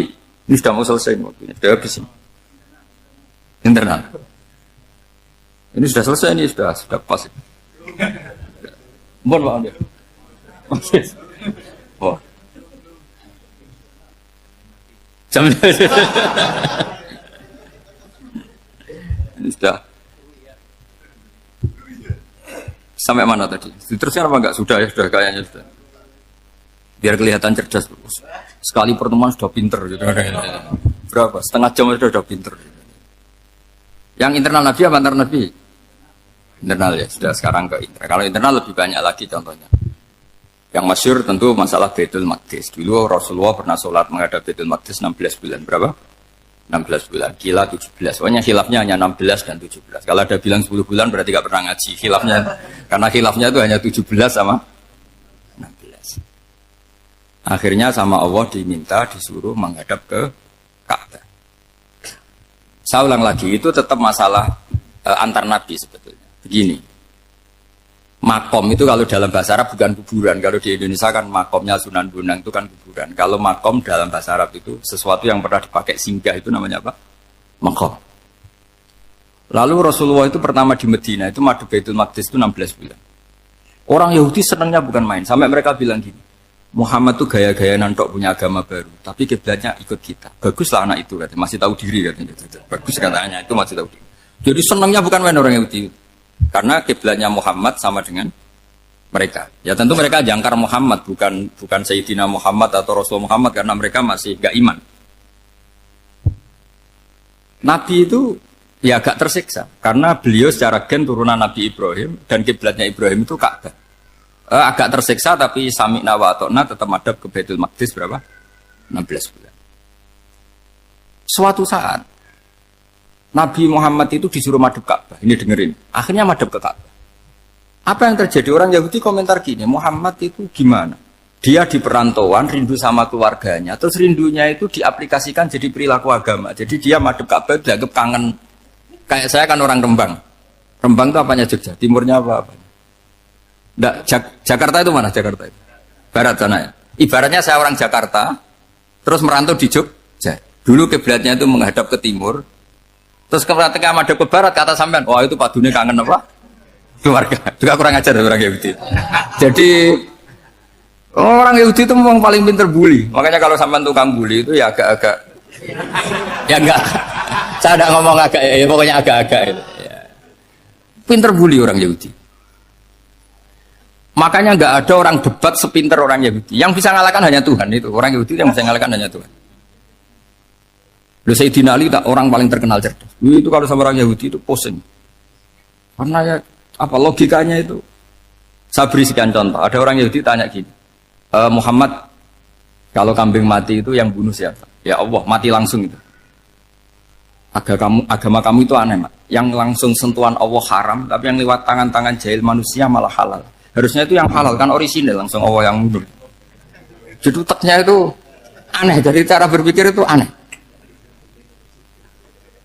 Nah cara sampean nih kan, nak halal pangan kue. Tapi Nabi kan nggak boleh bertutur kata kasar gitu. Kalau yang jadi Nabi saya untalan ngono kan gitu. Tapi Nabi kan nggak boleh kasar. Jadi Nabi itu problem karena nggak boleh apa? Kasar. Kalau kita kan gampang, nak halal untalan kan selesai, Pak. Tapi Nabi nggak boleh kasar gitu. Jadi nak jadi nggak Nabi, ya sampean itu kan enak. Mau keliru ya pantas, mau apa saja pantas.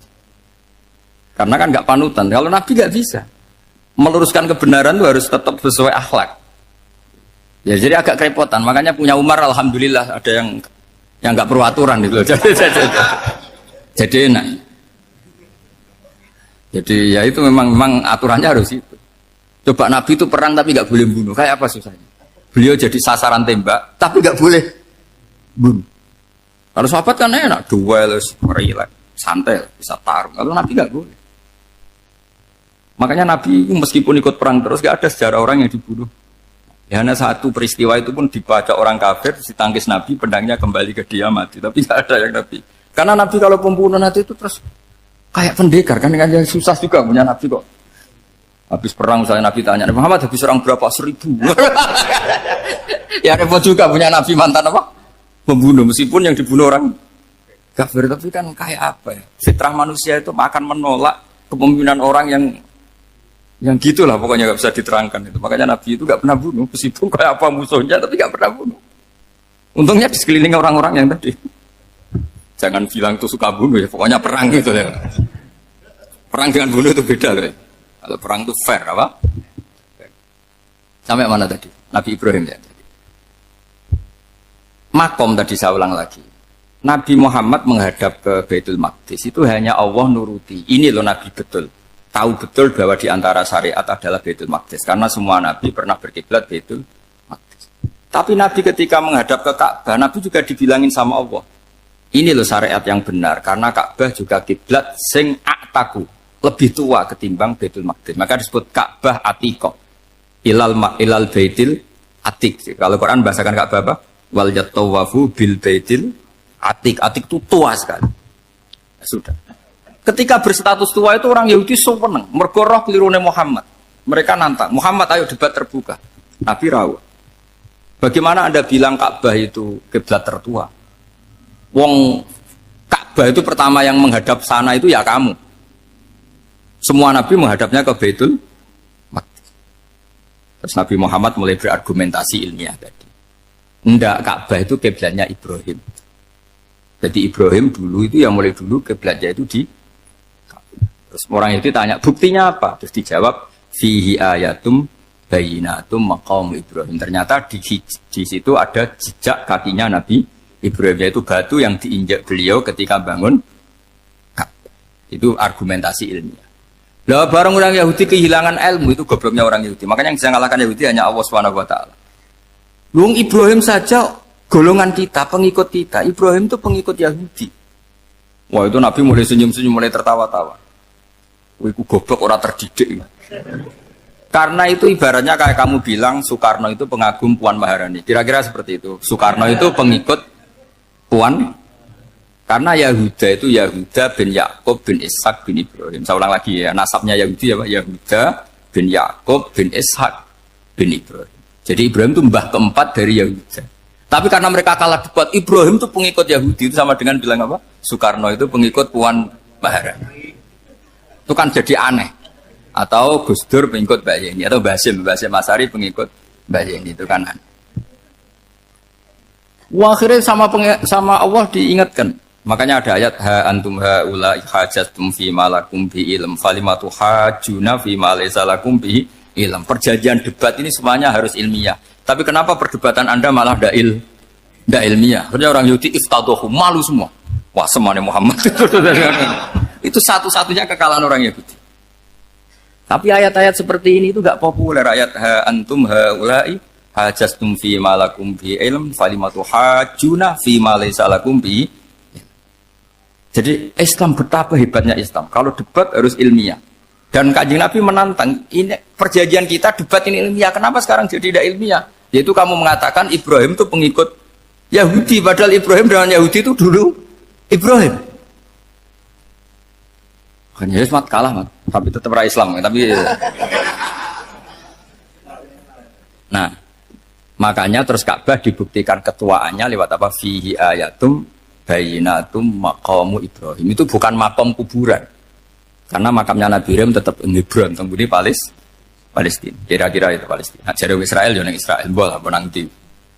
Jari Israel yang Israel, jari Palestina yang saya pernah ziarah ke sana di Hebron. Di makamnya Nabi siapa? Ibrahim. Jadi jelas ya. Jadi nasa mansu itu ketentuan yang dikehendaki Allah Subhanahu wa taala untuk menguji loyalitas manusia, menanggalkan semua akalnya. Makanya saya mohon sekali siapapun yang ngaji saya dimanapun, sekali-kali manusia itu harus menanggalkan akalnya. Sekali Anda pakai akal, maka Anda akan ingkar dengan nasa mansu. Nasa mansu itu hukum yang direvisi, yang dibatalkan. Makanya orang Yahudi lagi-lagi pinternya orang Yahudi. Merovokasi orang-orang yang Islamnya belum kuat, diprovokasi gini. Ungzuru ila Muhammadin tahayyara fi din yukhillu yauman wa yuharrimu ukhra. Lihat itu Muhammad, dia kebingungan cara beragama. Kadang bilang A, besok bilang B. Jadi nasa mansub dianggap satu bentuk kebingungan. Gak kurang ajar tuh. Wah, akhirnya sebagian orang yang murtad. Makanya nasa mansub itu satu peristiwa yang menjadikan banyak orang murtad. Karena diprovokasi orang Yahudi bahwa itu bentuk kebingungan Muhammad.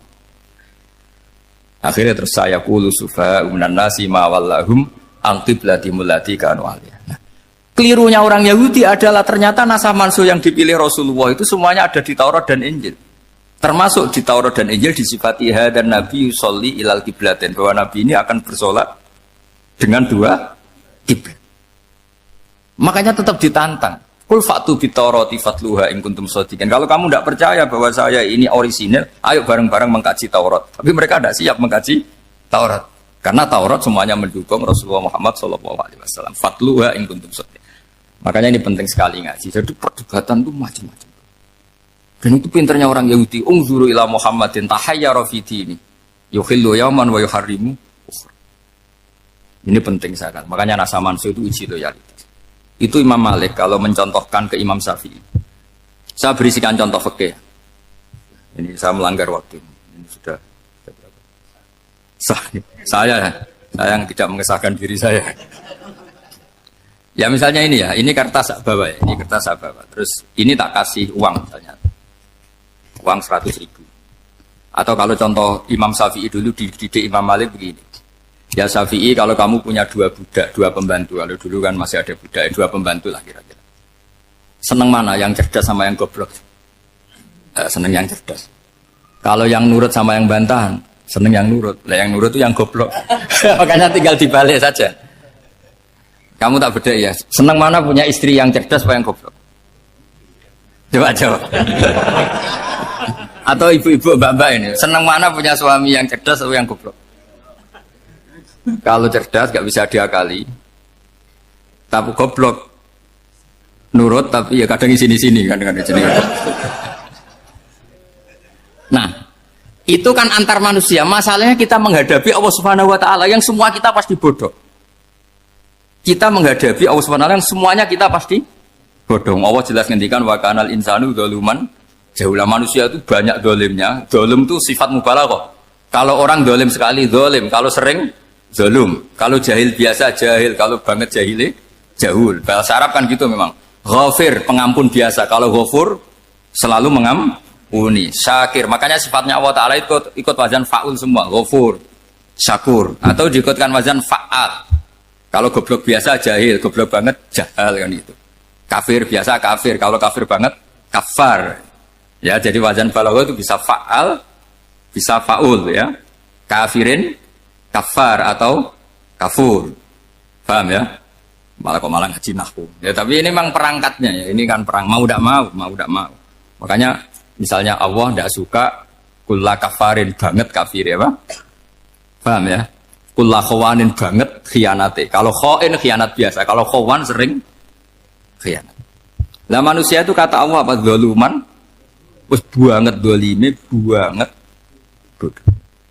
Itu kalau yang ngarang hikam mencontohkan tuh gini. Manusia itu pas bener saja salah, apalagi pas salah. Jadi manusia itu kata Imam yang ngarang hikam itu man itu kanat mahasinhu masawiyah fakih fala takunu masawihi masawiyah. Ketika baik saja buruk, apalagi ketika coba kalau ada orang dermawan sama teman-temannya, tanyakan istrinya. Duit dihambur-hambur, disekno kanca ngalono bojo. Mesti gitu. Teman yang sering silaturahim ke teman-temannya, kata temannya baik, senang silaturahim, tanyakan istrinya. Oh, meninggali wong.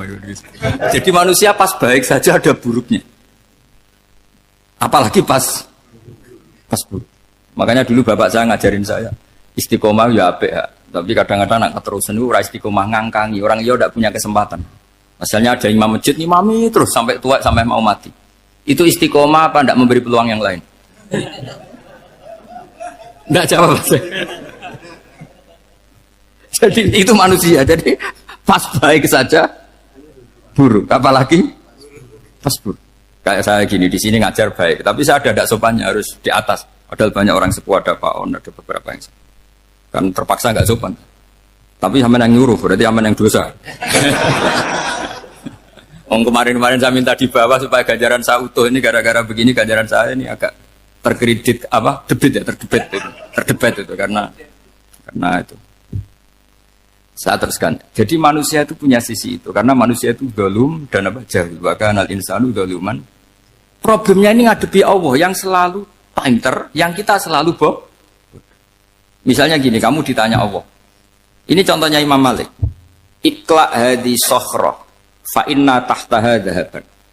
Coba bongkahan batu itu kamu angkat, di bawahnya ada emas. Lalu budak yang pinter berlogika, oh disuruh buka itu karena ada emas toh. Berlogika. Kalau budak yang goblok enggak, ya disuruh ya diangkat saja. Ada emas apa enggak karena perintah ya diangkat. Yang satu nurut karena perintah, yang satu nurut karena ada emas, ada sesuatu. Logikanya suatu saat Tuhan tuh hanya bilang gini dok, ikhla hadis sokhroh, batu itu angkat. Yang nurut yang goblok permanen tadi kan langsung ngangkat. Yang pinter, ini ada apa lagi Gusti kok harus diangkat? Ya gak ada apa-apa, nyuruh saja kata Allah gitu. Oh ada bisa, sesuatu harus ada alasannya. Itu kira-kira mangkel loh agak. Oh mangkel. Nah, logikanya manusia seperti itu. Makanya dua murid pinter, di rakyat pinter, presiden ya susah mesti demo. Goblok ya susah sini uang. Ini kan nggak ada pilihan. Memang manusia itu nggak ada pilihan. Nah sekarang masalahnya gini di fikih ini saya kembali lagi ke fikih. Pertanyaannya secara fikih begini. Misalnya iddah. Iddah itu seorang perempuan ditinggal mati suaminya atau ditinggal atau cerai. Itu kan ada namanya apa? Iddah. Iddah itu memastikan apa tujuannya? Memastikan rahim itu steril dari mani atau sperma zaut awal. Supaya nanti kalau dinikah orang lain tidak terjadi ikhtilatul nasab. Oke, berarti iddah kita beri argumentasi secara ilmiah li baro'ati rohmi. Jadi misalnya Zaid menceraikan istrinya Sri dalam keadaan masih bisa haid. Iddahnya 3 kali masa suci. Wal mutallaqatu yatarabbasna bi anfusina salah satu guru. Lalu karena secara teori medis kalau haid berarti bukti tidak hamil. Apalagi kalau haidnya terulang-ulang sampai 3 kali pasti tidak hamil.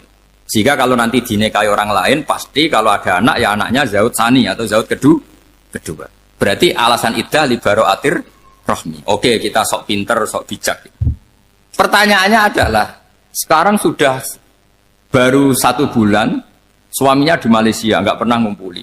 Dicek di medis juga berbukti tidak hamil. Apakah boleh tanpa iddah? Semua ulama mengatakan tidak boleh. Tapi ini kan rahimnya jelas bersih. Ya karena iddah itu nuruti perintah pangeran, pokoknya tetap iddah. 3 kali masa suci. 3 kali masa suci atau masa haid. Itu ada perdebatan ulama. Tapi kan ini terbukti bersih, Gus. Meskipun terbukti bersih, kata Allah harus iddah 3 bulan atau berapa? Kira-kira 3 bulan, 4 bulan, ya tetap harus iddah. Pemilih mana? Sok pinter. Gusti, berhubung ini. Pangeran buat terang gitu. Berhubung. Jadi Tuhan apa bawa wari? Berhubung, Gusti. Ini jelas steril dari sperma zaut awal. Nggak usah iddah, Gusti. Sama aja kamu disuruh majikan kamu ikhla hadis safra, berhubung nggak ada apa-apa, nggak usah ya. Kira-kira mangkel nonda budak yang seperti itu. Mangkel. Maka dibutuhkan kebodohan dalam beragama. Betul itu memang. Makanya Nabi itu unik, pernah bilang tuh gini, aksaru ahlil jannah al-bulu, aki-aki penduduk swarga itu al-bulu, wong goblok-goblok. Maksudnya goblok yang jenis ini, bukan goblok betulan maksudnya. Maksudnya goblok jenis ini itu ya tetap pinter, tapi pinternya dibuang, pura-pura goblok demi samina. Jadi saya misalnya kok pinter dan goblok tadi sekaligus, pinter dan goblok. Ya bah, ikhla hadis sokhra fa inna tahta hadapan. Tak angkat karena saya tahu di bawah ada emas. Tapi di hati saya sajane ya mergo perintah. Suatu saat kok disuruh Allah ikhla hadis sokhra, perintah ya tak angkat ya sudah. Jadi ya pinter ya goblok. Saya tahu namanya perintahnya Allah pasti ada hikmahnya. Hikmahnya iddah adalah li baro'atir rohmi. Tapi hikmahnya jadi kawula adalah nurut perintah Allah, cek tahu alasannya maupun tidak. Nah, di sini ada illatul hukmi untuk membangun kecerdasan, tapi ada loyalitas untuk membangun ubudi. Ya, bahwa kita ini kawula roh tetap lo. Makanya tadi pagi saya cerita Sayyidina Umar. Sayyidina Umar kayak apa cerdas, tapi tetap ubudi ya. Yaitu Rasulullah SAW sering dibully orang kafir. Muhammad tuh gaya-gaya nantok. Wong ora oleh nyembah berhala, ora oleh nyembah watu, jebule dekne nyembah Hajar Aswad. Karena dilihat dari jauh kan tetap nyium Hajar Aswad. Coba kalau kamu lihat dari jauh, kamu sujud dari jauh kan kayak sujud sama batu. Makanya Sayyidina Umar karena orang kafir masih cara berpikir gitu, tiap nyium Hajar Aswad itu komentar gedumel. Alim tu annaka hajarun la tadurru wa la tanfa. Walau la anni ra'aitu Rasulullah qabbalaka ma qabbal. Aku roh nak watu, ora mandoroti, ora manfaati. Kalau saja saya tidak melihat Nabi nyium kamu, saya tidak sudi nyium kamu. Jadi tidak berdoa, doa mustajab itu tidak berutuh. Karena apa? Umar tahu ini masalah secara tauhid. Kalau saya doa depan Hajar Aswad nanti dikira syirik karena berdoa di depan batu. Tapi kalau saya tidak nyium, nyulayani sunnah Rasul, yaitu nyium Hajar, wis tengah-tengah nyium sambil gerutu, itu sudah kompromi. Ya nyium tapi gerutu. Kayak apa? Makanya ya cerdas tapi ya goblok tadi ya cerdas. Itu uniknya Rasulullah. Jadi muji orang pintar ya sudah lah. Tapi Nabi pernah dalam satu hadis mengatakan aksaru ahlil jannah al-bulbu. Aki-aki penduduk swarga itu orang bodoh. Artinya orang bodoh itu bukan bodoh betulan. Dia meninggalkan akalnya demi loyalitas ubudiyah. Nah, untuk menutup sesi ini terakhir betul, tak tutup setelah ini selesai. Untuk menutup itu bukti begini, perang Badar itu perang yang nggak mungkin dimenangkan umat Islam karena orang kafir itu 1000 dengan pasukan full dengan peralatan perang full. Rasulullah itu tahun kedua Hijriah itu pasukannya hanya 313. Itu pun pedang itu untuk orang 5 itu hanya ada pedang 1. Jadi kalau mau dibaca orang, sih kang nilai pedangnya aku. Itu kan nggak kebayang perang dalam keadaan seperti itu. Jadi mesti kalah, orang kok mungkin kalah, mesti. Tapi Nabi tetap bilang, saya ini disuruh Allah perang, ya harus berangkat. Yaitu perang Badar. Kata para sahabat, ya Rasulullah ini nggak masuk akal, sudah nggak usah perang, ini nggak masuk akal, mau store nyawa. Sudah gitu dadaan, nggak ada persiapan. Lucunya apa? Sahabat itu ketika Nabi tetap berangkat. La akhrujanna walau waqti. Nabi menginginkan saya tetap berangkat meskipun sendi. Setelah Nabi berangkat sekian meter, tuh sahabat ikut semua. Kata Nabi, lah kamu kok ikut? Ya ikut saja. Kata kamu mesti kalah. Ya anggap saja setor nyawa. Demi loyalitas pada jenengan. Itu makanya nggak ada periode sebaik periode sahabat. Tapi yang gerutunya jalan. Karena gerutu ini bawaan ilmiah. Makanya kita loyal sama presiden. Tapi yang nggak cocok ya gerutunya jalan. Tapi bawaan mencintai Indonesia tetap jaga stabilitas. Itu bawaan cinta Indonesia, bukan cinta pejabatnya kadang. Gerutunya jalan. Tapi bawaan loyal sama Indonesia tetap mengaku. Bawaan loyal sama Rasulullah tetap ikut perang. Bawaan akal karena nggak masuk akal ya gerutu. Dan itu uniknya Quran itu mengapresiasi itu dan dianggap nggak masalah. Saya bacakan ayatnya. Kama akhrajaka rabbuka min baitika bil haqq wa inna fariqam minal mu'minina lakarihun yujadilunaka fil haqqi ba'dama tabayyana ka'annama yusaquna ilal mauti wa hum yanzurun. Peristiwa Badar ada peristiwa kamu itu keluar untuk perang. Sahabat kamu ngikuti, tapi mereka lakarihun, enggak senang sebetulnya. Karena enggak masuk akal. Ya geremeng tapi ya derek. Yujadilunaka fil haqq, mereka mendebat kamu dalam kebenaran. Jadi ya Rasulullah wong perang karuan kalah jenengan lakoni alasane nopo? Lah kok melok? Ya saya harus ikut jenengan Nabi. Itu unik. Kalau orang sekarang mana mau, kalau gak masuk akal gak mau melakukan. Coba misalnya istri kamu belajarnya dikurangi. Anggap saja petualangan latihan hidup di masa lalu. Gak mau. Padahal petualangan itu hal yang indah. Petualangan itu kan hal yang indah, kan gak mau. Oh ngirit alasan. Tapi lucunya kalau dijak camping bermiskin-miskin di hutan mau. Karena PDW, tapi suami yang ngongkon. Ayolah seminggu ini kita model miskin, anggap saja petualangan masa lalu. Enggak mau. Karena pinter, apa? Coba kalau bodoh. Ya ngono ya rapopo Mas. Tapi resiko anak bodoh, pas kamu sakit ya dibiarin. Karena dia melihat sakit kan biasa, namanya manusia. Jadi makanya ini pilihannya susah, hidup itu maksud saya makanya ini. Jadi uniknya Quran gitu, Quran itu membolehkan psikologi manusia. Makanya Allah ngendikan kutiba alaikumul qital wa huwa kurhul lakum. Ya saya tahu kamu tidak suka perang. Allah yang ngakui wa huwa kurhul, enggak apa-apa. Tapi ketidaksenangan kita harus dilawan demi mengikuti Allah dan misalnya perempuan Allah juga gitu, wa ashiruhunna bil ma'ruf. Gauli istri kamu muamalah secara baik. Kata Allah fa in karihtumuhunna fasa antakrahu syai'a wa ja'alallahu fi khairam katsira. Mungkin ada watak yang kamu tidak suka, tapi di situ ada kebaikan. Allah ngaku yang namanya suami mesti ada watak yang nggak suka dari istri. Juga sebaliknya lebih banyak lagi yang suami istri kamu tidak suka watak kamu. Juga nggak suka hidung kamu, wajah kamu banyak lah yang nggak disuka. Tapi demi kestabilan negara suami istri ini, mereka loyal. Justru itu bagus. Maka jagalah ilmu, juga jagalah loyalitas. Itu yang perlu saya utarakan. Jadi makanya agama ini dibangun dua. Satu kecerdasan hikmah, yaitu ya al-hukmu ya duru ma'ilati wujudan wa adalan. Tapi juga ada ubudiyah, bahwa agama ini milik Allah. Maka sami'na wa adalan. Karena begini logikanya, saya ulang lagi masalah batu. Iqla hadis sokhro fa inna tahta adaban. Terus saya angkat. Pembantu saya ngangkat. Dia saya gaji atas nama apa? Nurut kan? Atas nama menemukan emas apa atas nama nurut? Nurut, karena emas itu juga penemuan saya, milik saya. Ngangkat batu yang nggak ada emasnya juga atas nama nurut. Jadi rapot yang saya berikan ke pembantu saya itu tentang nurut dan tidak nurut. Saya kan tidak peduli dengan cerdas dan tidak cerdas. Itu kan tidak sesuatu yang menguntungkan saya.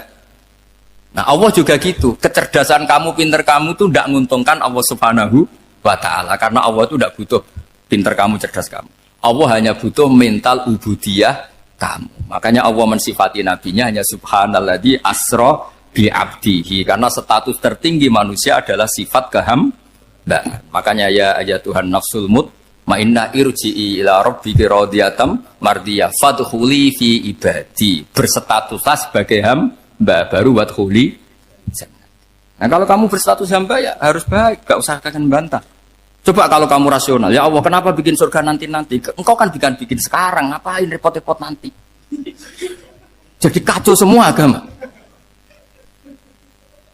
Makanya yang perlu didahulukan adalah status ya Tuhan nafsul mutmainnah irji'i ila rabbiki radiyatan mardiyah fadkhuli fi ibadi. Masuklah berstatus sebagai hamba saya. Khasnya hamba tadi ya cerdas karena semua yang diperintahkan Allah pasti ada hikmahnya. Tapi kecerdasan ini kadang kita tinggalkan demi loyalitas ubudiyah. Saya berkali-kali bilang di mana-mana. Said Abdul Al-Haddad itu masyhur, orangnya sangat khusyuk, sangat hati-hati. Sehingga kalau beliau ada tamu ditanya, kamu ngaji sama siapa? Ngaji sama Gus Kausar. Pernah enggak gurumu itu nangis pas ngajar? Enggak pernah. Oh lereni, hatinya atas ya berarti. Tapi kalau Abdul Hasan Asadi ini balikan, kamu ngaji sama siapa? Sama Gus Kausar. Pernah senyum enggak? Pernah tertawa enggak? Enggak pernah, lereni. Berarti wong raiso syukur katanya. Jadi Abdul Hasan Asadi itu senang guru yang agak-agak uraan, yang sewantai, yang karena dianggap ekspresi apa? Syukur. Kalau Said Abdul Haddad gak suka seperti koyok seradi dosa ya. Ini dua kutub besar dalam tradisi wali.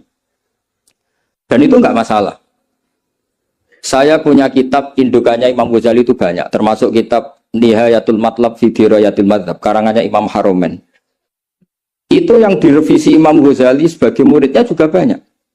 Imam Malik mazhab yang direvisi Imam Syafi'i juga banyak. Imam Syafi'i yang direvisi Imam Ahmad ya banyak. Bahkan Imam Nawawi ketika ngarang Minhajut Thalibin yang beliau memaklumatkan bahwa ini mukhtasar dari Muharrar. Itu beliau juga sering kritik kitab Muharrar, indukannya kitab Minhajut Thalibin. Sehingga beliau ngintikan kultu al-asoh kada, wal asoh kada. Tapi ya tadi kamata dinu dudanu. Akhirnya Imam Nawawi ya nasibnya agak sial. Kitab Minhajut Thalibin itu digubah oleh Zakaria Al-Ansari, namanya Manhajut Tullab. Itu ya akal-akalan toh. Minhaj sama Thalibin, yang satu pakai masdar minhaj, yang satu pakai jamak mudzakkar salim Thalibin. Terus dirubah Zakaria Al-Ansari jadi Manhajut Tullab. Itu kan akal-akalan toh. Thalibin kalau dijamak akan taksir kan memang Tullab. Thalib kan boleh Tullab, boleh Thalibin. Dibully sama Zakaria Al-Ansari, wa takfiri bidzalik awla min takfiril asli kada wa kada. Zakaria Al-Ansari nasibnya baik karena setelah beliau sudah ada orang alim. Jadi tidak ada yang ngelawan kitabnya. Jadi sebenarnya kalau ada orang yang alim kayak beliau mungkin jadi bully juga, berhubung nggak ada ya aman apa? Aman. Alfiyah juga gitu, kurang terkenalnya Imam Sibawayh, presidennya ilmu nahwu. Tapi Imam Ibnu Malik ya biasa bully. Kada kakhiltanihi wattisolan akhtaru ghairi ikhtaro infisolan. Ya biasa saja beliau. Padahal maksudnya ghairi itu Imam Sibawayh. Biasa beliau bilang wa'autu khafidin la ta'atfin ala dhamir khafidin laziman qad ju'ila walisa inti laziman. Ya biasa seperti itu. Jadi kalau menurut beliau marartu bihi wa bi zaidin, tapi cara orang lain marartu bihi wa zaidin ya boleh. Wa'autu khafidin la ta'atfin ala dhamir khafidin laziman qad ju'ila, berarti marartu bihi wa bi zaidin. Tapi cara Ibnu Malik boleh marartu bihi wa zaidin, tidak usah mengulang al-jar, huruf jar. Itu biasa dalam tradisi ilmu, jadi senior digugat junior biasa. Tapi insya Allah bukan karena kayak Fasul Masail di sini, itu pasti karena ta'anut itu tadi. Kita harus di pendapat kok kalah kan izin, terus noes, sawur-awuran sidik. Lah nanti musokhai bendarani bijak muni mauquf. Aslinya campur raiso nih, apa ya? Karena saya jadi musokhai berkali-kali, jadi saya tak bingung sebenarnya mauquf. Dan ini tidak ngeritik, ini fakta. Jadi sama tidak usah tersinggung. Tersinggung malah beneran orang udang menang. Mengkoloni udang mriki mboten pati ikhlas gara-gara sesuk kalau teng Sedang, gara-gara jual nama Gus Kausar. Sekolah nu pengapesan pernah sebuah, apalagi kemarin ya sering lah saya ketemu beliau di Mbah Jamil. Kalau di sana menang saya karena saya sipil bet. Pernah callnya Mbah Hamid, mertua beliau yang isi saya. Beliau mustamek. Ini takbir karma seperti tadi. Itu bisa diviralkan, Gus Bak ngaji Ihya sama Gus Kausar.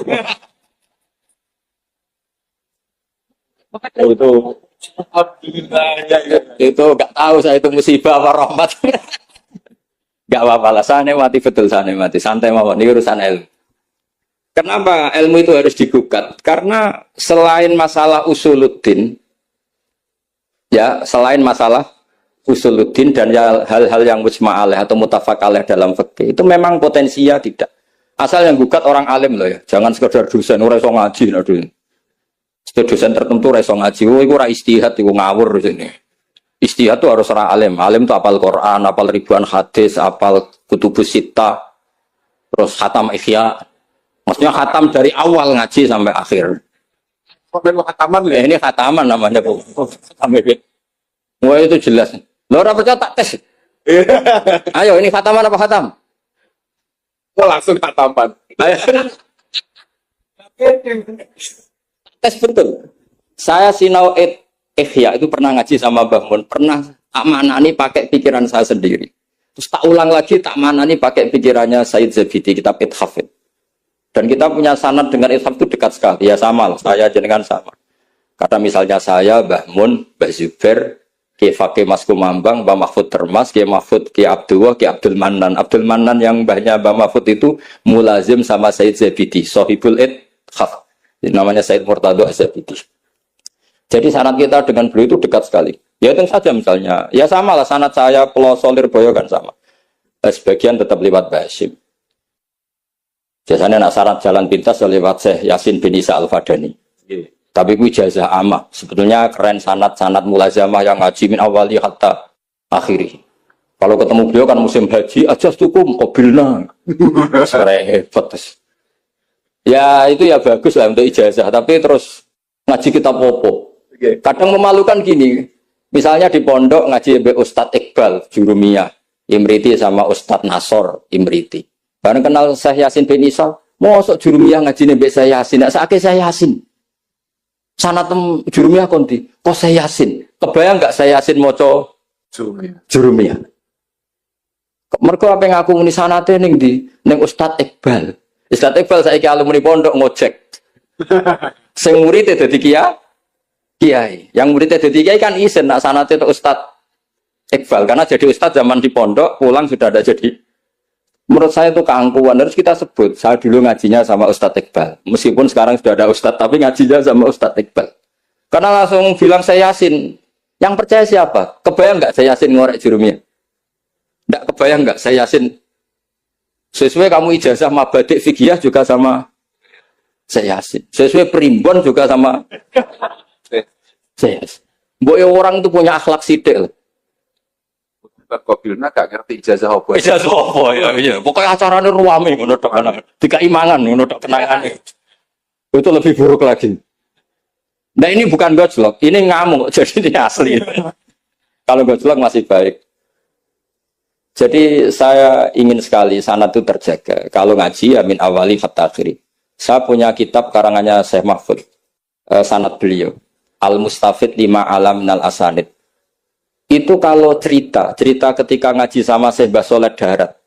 Hador tu indahu tafsirul jalalain marroten. Itu min awali hatta akhirihi. Ketika beliau cerita ngaji sama Syekh Abi Bakar Sato. Hador tu indahu al-Bukhari min awali hatta akhirihi. Terus wafatani babu kada wa kada. Yang enggak ngaji juga dihitung. Terus yang ketika bab yang fatani itu saya ngaji lagi sama Syekh ini, termasuk sama mbah-mbahnya Habib Anis, namanya Muhammad bin Husain Al-Habsyi.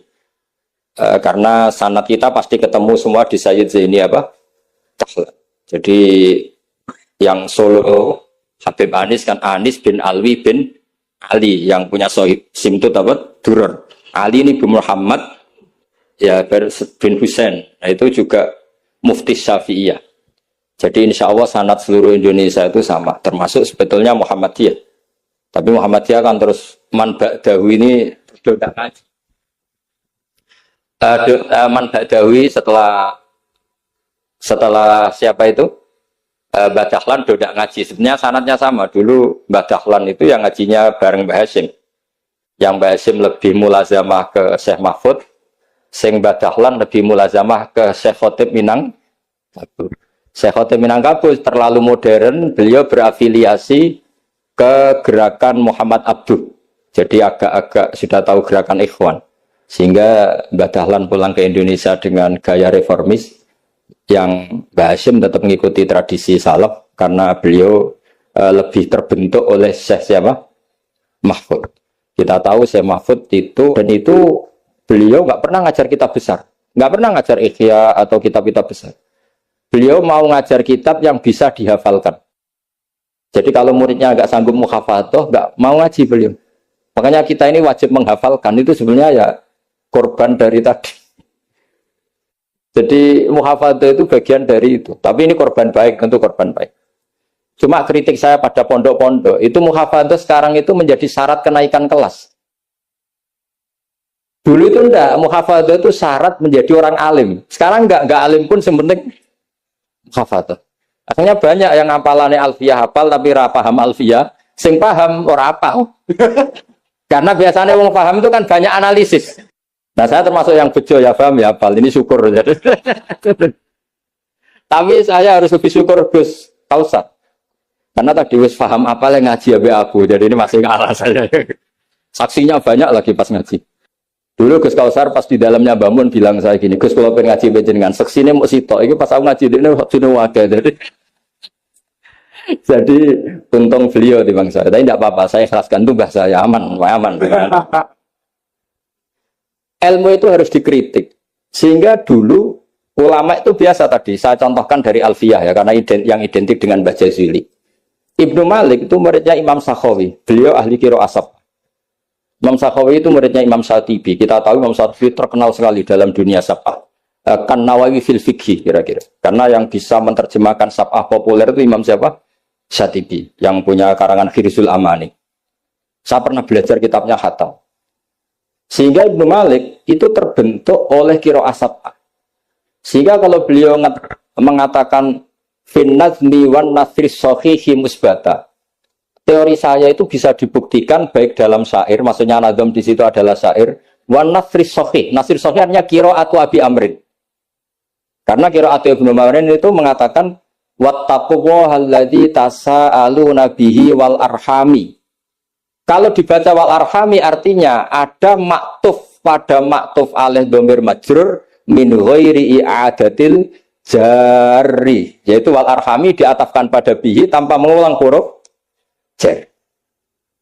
Tapi jumhur tentu lebih keren karena jumhur ngikuti qiraah masyhurah wattaqullahalladzi tasaaluna bihi wal arhama. Jadi jumhur memang bacanya wal arhama diatafkan ke Allah, bukan diatafkan ke bihi. Ketika Ibnu Malik mengatakan fin nazmi, saya tuh nggak pernah terencana mau ngomong ini gara-gara ini mau bully Gus Kausar ini tadi. Maksudnya mau bully tadi dulu guru-guru kita pindah pondok ke Peloso karena kepengen alfiyahnya Mbah Jazuli. Itu harus terjadi lagi era cucu-cucunya, jangan sebaliknya. Ya siap demo ya. Kawani nah santri Peloso pasti. Walat. Nah ini ngeritik yang membangun. Jadi Ibnu Malik karena cucu murid sama Imam Syatibi itu dia ahli qiraah sab'ah. Sehingga bacaan-bacaan di sab'ah itu yang menjadi dalil beliau ketika punya rumus nahwu. Termasuk beliau meyakini bahwa seperti itu ada, yaitu fin nazmi wan nasris sahih. Maksudnya nasrah itu qiraatu Abi Amrin atau ba'dul qurra sab'ah membaca apa? Wattaqullahalladzi tasaaluna bihi wal arhami, bukan wal arhama dalam qiraah itu. Sehingga sebetulnya kalau bicara sanad itu tidak ada ilmu yang asing. Ya tadi karena bapak saya hafid, bapak saya ini teman abahnya ini. Bapak saya dulu akrab sama Gus Mek, Gus Dah. Beberapa kali putranya Gus Dah lahir itu yang semaan bapak saya. Bapak saya itu hafal Quran.